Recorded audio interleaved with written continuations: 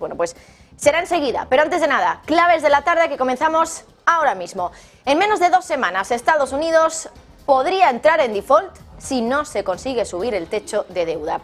Parece que la Casa Blanca y Biden tienen bastante claro que van a conseguir un acuerdo. Ayer ya les contábamos que parece que los demócratas no lo tienen tan claro. Sin embargo, hay varios congresistas que estarían poniéndose de acuerdo para mandar una carta a Biden pidiéndole que invoque la enmienda número 14 de la Constitución. Una enmienda que serviría, creen muchos, porque otros muchos creen que podría litigarse, que podría servir para sortear el Congreso y aprobar el techo de deuda él solito, el presidente de los Estados Unidos, sin contar con el Congreso, con los republicanos, por lo tanto. Mientras tanto, como les decía, cada vez quedan menos días. Biden ahora, por cierto, está en Japón, en el G7. Y mientras tanto, Yellen sigue con la misma cantinela, que si Estados Unidos entra en default, va a ser una catástrofe económica. Pero es curioso, porque hoy escuchábamos a una eminencia del mundo financiero decir precisamente lo que llevamos aquí tiempo explicando, algo que encima contradice totalmente a Yellen. Él directamente, más allá de explicarlo, ha opinado al respecto sobre lo que él cree que podría ser, bueno, pues las consecuencias de que se haya entrado en esta espiral de pagar deuda vieja con deuda nueva, como les hemos dicho durante todos estos días. Hoy Ray Dalio, fundador del mayor hedge fund del mundo, ha advertido de que el hecho de subir ese límite una y otra vez, como se lleva haciendo durante toda la historia de Estados Unidos, y que no haya un techo efectivo, va a provocar un colapso financiero. Lo ha dicho en una publicación de LinkedIn donde dice que aumentar el límite de la deuda significa que no hay un límite significativo, por lo tanto, para esa deuda, y que eso va a conducir a un colapso financiero, porque gastar más de lo que uno está ganando y además financiarlo con deuda, endeudándose, como lo llevamos haciendo durante mucho tiempo, dice que es algo fácil, placentero y que no es sostenible. Y fíjense, si no es sostenible, que ayer también les contábamos, ojo, cuando el Tesoro se ponga a emitir deuda de nuevo, cuando se levante ese techo de deuda, porque es lo que se espera, que se llegue a un acuerdo, van a tener que emitir muchos millones para pagar toda la deuda que vence próximamente, que es mucha. Y claro, van a tener que emitir mucho y encima sin tener ahora el respaldo de la Fed como comprador fiel de esa deuda, porque más que nada ya saben que la Fed ha dejado el quantitative easing, ese programa con el que compraba los bonos que emitía el Tesoro de Estados Unidos. Ya no está comprando bonos. Así que veremos si Estados Unidos consigue tener suficiente demanda o no de esos bonos. Pero de todas maneras, vamos a meternos ya en el ajo de esta primera clave de la tarde. Les hemos puesto un poco en contexto. Hace un par de días les contábamos que el Tesoro había vaciado la cuenta del Tesoro, la cuenta general del Tesoro, el Treasury General Account, TGA, en solo un día, que en un día había sacado un 35% de todo el dinero para pagar 50.000 millones de dólares en intereses de deuda, que esto es un poco lo que nos viene a indicar que efectivamente a Estados Unidos le viene un problemón, porque tiene que pagar mucha deuda con deuda nueva que encima va a ser financiada a unos tipos altísimos. Pero bueno, sigue sacando dinero de esa cuenta a una velocidad de vértigo. Vamos a contarles lo último que hemos conocido al escudriñar esas cuentas del Tesoro. Hace 2 días, el pasado miércoles, el gobierno de los Estados Unidos sacó de la cuenta del Tesoro casi un 30% de todo el dinero que tiene. Casi 1/3 del dinero que tiene la cuenta del Tesoro se sumó en un día. Día 17 de mayo, el miércoles, la cuenta general del Tesoro empezó con 94.629 millones y termina esa misma jornada, 24 horas, solo con 68.332 millones. Es decir, un 27% de todo el dinero se suma en 24 horas. Ya saben por qué les contábamos el otro día que en esa cuenta entra y sale dinero. Entra, por ejemplo, lo que cobra Estados Unidos por emitir deuda y lo que cobra también por los impuestos que pagan los ciudadanos, los contribuyentes. Y el dinero que sale, pues es, por ejemplo, el dinero que usa Estados Unidos, el gobierno, para pagar intereses sobre la deuda, para pagar a los funcionarios o para pagar todos los beneficios de la seguridad social. Poco a poco, día tras día, ese dinero se va acabando, se va agotando. Y Yellen ya dijo que ese dinero se iba a acabar más o menos el 1 de junio.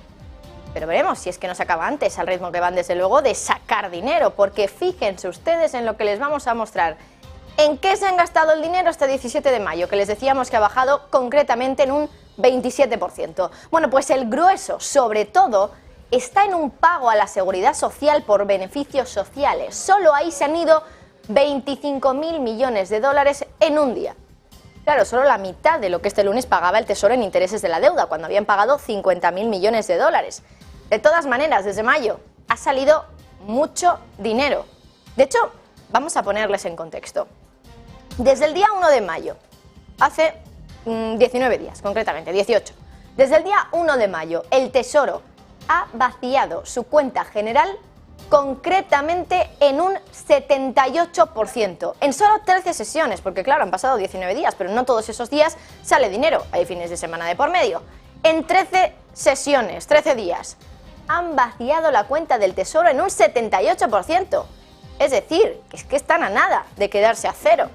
Y vamos a ver cada día desde entonces exactamente cuánto dinero ha salido de esa cuenta general del Tesoro de los Estados Unidos. Aquí lo tienen, ese gráfico que nos muestra cada día cuánto dinero ha ido saliendo y entrando de la cuenta general del Tesoro. Y lo ponemos en términos porcentuales porque pensamos que se puede entender un poco mejor. Bueno, como están viendo ustedes, de esos 13 días que contabilizamos aquí, los 13 días de mayo que llevamos, los 13 días donde entra y sale dinero, no estamos hablando de fines de semana. Ha habido solo 3 días donde ha habido entradas netas de dinero, porque claro, tenemos salidas brutas, entradas brutas y luego hay que hacer el cómputo, es decir, la diferencia, ¿no? Para ver las entradas o salidas netas que ha habido. Bueno, pues solo 3 días ha habido entradas netas, que son esos días donde están viendo ustedes un porcentaje que está en verde. Con lo cual, las salidas se han producido en 10 de los 13 días estudiados. Y claro, aquí vemos salidas de dinero en varios días de doble dígito. Una salida del 24% el 1 de mayo, otra del 10% el 2 de mayo, otra del 12% el 3 de mayo, otra del 14% el 9 de mayo, 16% 10 de mayo, la más grave, la del 15 de mayo, este lunes, se lo contábamos, 37%. Pero luego está la de este miércoles, la de hace concretamente 2 días. Gastaron el 27% de todo lo que queda en la cuenta del Tesoro. Bueno, la cuenta general del Tesoro no había estado tan seca desde diciembre de 2021, entonces estaba en los 58.000 millones, ahora solo tiene, bueno, solo está más o menos a unos 10.000 millones por arriba, 68.000 millones. Así que no nos extrañaría nada que la semana que viene, como se dé un pago de esos de intereses de miles de millones, como pasó el lunes, se queden secos prácticamente. De hecho, para que se hagan una idea, si por una de aquellas les viene un pago de intereses como el del lunes, 50.000 millones, y otro de beneficios sociales como el del miércoles, 25.000 millones, y no les entra suficiente dinero para compensar, se quedarían sin nada, porque ahora tienen 68.000 millones. Pero desde luego la gran cifra, que me parece que resume muy bien lo que está pasando, es básicamente que solo en el mes de mayo se ha retirado, Estados Unidos ha vaciado la cuenta operativa del Tesoro con la que paga y cobra el dinero que utiliza diariamente, se ha vaciado en un 78%, que se dice pronto, muy cerca, cada vez más cerca del default si Joe Biden no consigue llegar a ese acuerdo con los republicanos. Cambiamos de asunto ahora. Hoy la sesión en Wall Street va a comenzar desde luego con una parte del mercado que está muy feliz. La otra muy triste, claro. Los felices son los toros, ¿no? Los bulls, los que confían en un mercado alcista. Los tristes, los osos, los bears, los que confían en un mercado bajista. Porque claro, lo ocurrido ayer fue considerado como una auténtica fiesta. El Nasdaq subió un 2%, el S&P 500 un 1%. Y hay algo que está pasando en la trastienda del mercado, lo que el común de los mortales no miramos normalmente. Nosotros miramos lo que pasa en el escenario, pero lo que hay detrás es muchísimo más importante y eso estaría dando la razón a los que ahora están tan contentos, los toros, los bull. Hablamos de lo que está pasando en la fontanería del mercado, básicamente. Eso es lo verdaderamente importante para muchos expertos, lo que está realmente moviendo ahora el mercado y no tanto lo que pase con el techo de deuda y demás temas de los que hablamos aquí porque son los temas del día, son las noticias y muchas veces decimos que esto es lo que mueve el mercado. Bueno, probablemente sea lo que acabe moviendo el mercado porque realmente es lo que acaba moviendo el mercado de derivados, que es esa trastienda del mercado de la que les estamos hablando. Como digo, lo verdaderamente importante en el mercado se está gestando en esa trastienda, en esos mercados derivados y exactamente el concepto del que les vamos a hablar en el día de hoy que podría estar ocurriendo es Gamma Squeeze. Apúntenselo porque enseguida se lo vamos a explicar bien. Antes de ir con la explicación de este término, de este concepto, vamos con el contexto. Cuando decimos que hablamos de que está pasando algo en la trastienda, ya se lo hemos dicho, nos referimos al mercado de derivados, que es la verdadera mano invisible que mueve el mercado al contado, que es normalmente lo que vemos nosotros. Nosotros en el escenario vemos cómo se mueve el Nasdaq, cómo se mueve el SP500, pero la realidad que hay detrás, incluso los titiriteros, podemos decir, son los que manejan el dinero en los derivados. Derivados, mercado de futuros y mercado de opciones, para que nos quede claro. Sobre todo, lo que está pasando, lo que está sucediendo en el mercado de opciones, un mercado muy complejo, tanto que muchísima gente, por supuesto, no lo comprende, es verdaderamente lo que está haciendo que el mercado se mueva. Así que vamos a intentar hacérselo un poquito más fácil hoy, para que todo el mundo pueda entender qué pasa en esa trastienda del mercado, en el mundo de las opciones, en el mundo de los derivados.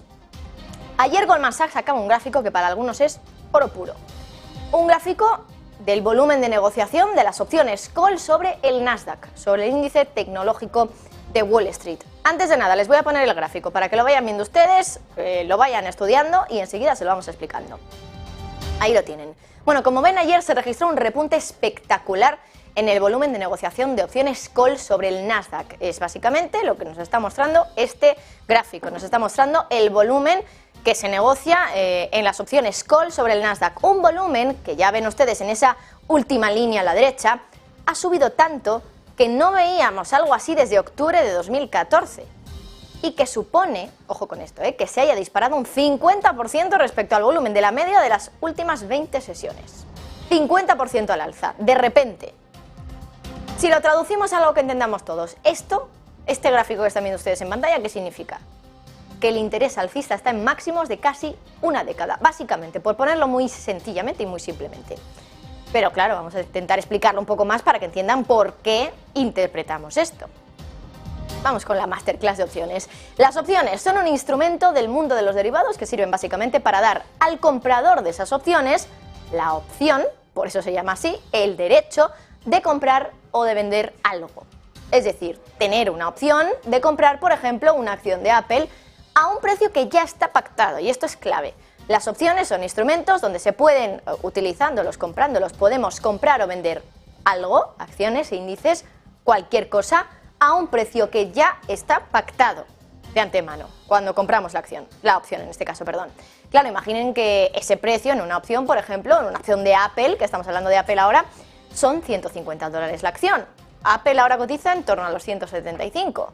Claro, si yo tengo esa opción comprada, me interesa mucho ejercerla, que es básicamente lo que se llama el hecho de decir, venga, pues acabo ejerciendo ese derecho que tengo, habiendo comprado esta opción. Voy a comprarte la acción de Apple a $150 la acción, como habíamos hablado ya, como estaba estipulada en este contrato, en esta opción call, porque, claro, si la compro a 150 y en el mercado está a 175, voy a poder inmediatamente venderla a mercado ganando un 16%, $25, de 150 a 175. Eso es una opción call, simplemente una opción que da el derecho al comprador de esa opción a comprar el subyacente que se llama, que en este caso sería la acción de Apple, como estamos contándoles en este ejemplo. Lo contrario de una opción call, una opción put, es básicamente que el que compre una opción put tiene el derecho de vender una acción. En una opción call es el derecho de comprar una acción, en una opción put es el derecho de venderla.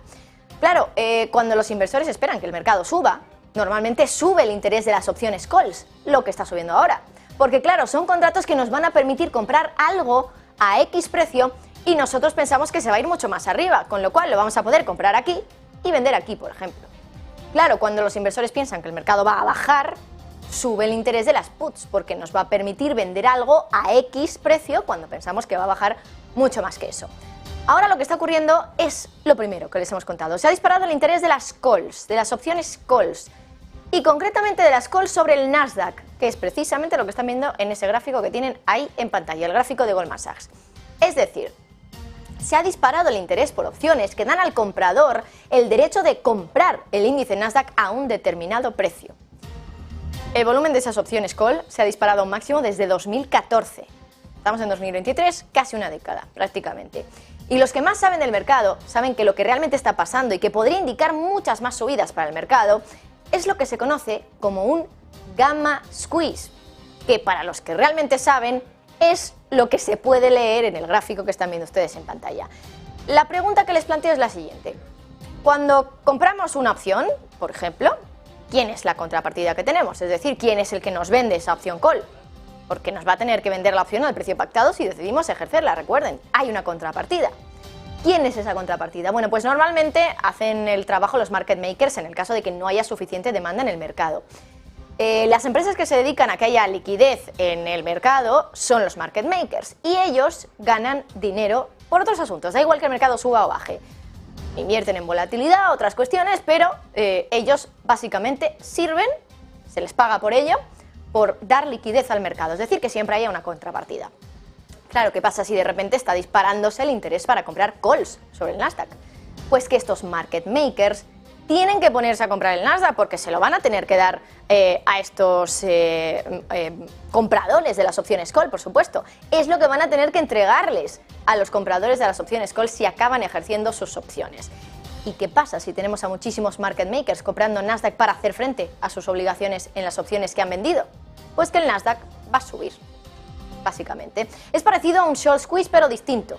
Un poco gracioso lo que acabo de decir, que sea parecido pero distinto, pero es efectivamente así, el efecto acaba siendo el mismo, es un estrujamiento al alza en este sentido. Un short squeeze también es un estrujamiento al alza, pero de los que están cortos.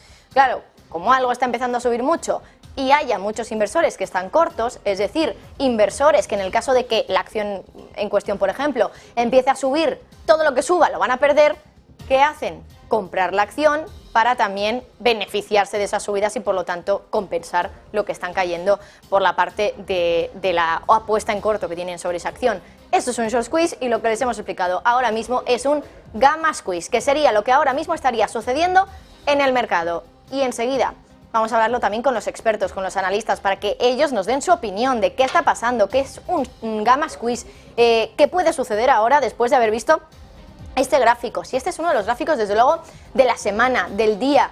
¿Qué pasa ahora? ¿Qué ha pasado hasta ahora? ¿Por qué el mercado está tan alcista? O al menos así lo apunta, desde luego, en el mercado de derivados. Bueno, enseguida vamos a hablar sobre ese tema. Pero antes de nada, la última clave del día. Bueno, de la tarde, más bien. Vamos a cambiar radicalmente de tema. Nos vamos a ir hasta Italia. Allí ha ocurrido algo que está provocando que haya que pagar una factura de 1.500 millones. Hablamos de las inundaciones de la región italiana de Emilia-Romagna, que según los expertos podrían haber causado daños a los cultivos, solo a los cultivos, hay muchos más daños por supuesto, de alrededor de 1.500 millones de euros. Es una estimación preliminar de la Asociación Agrícola Confagricoltura.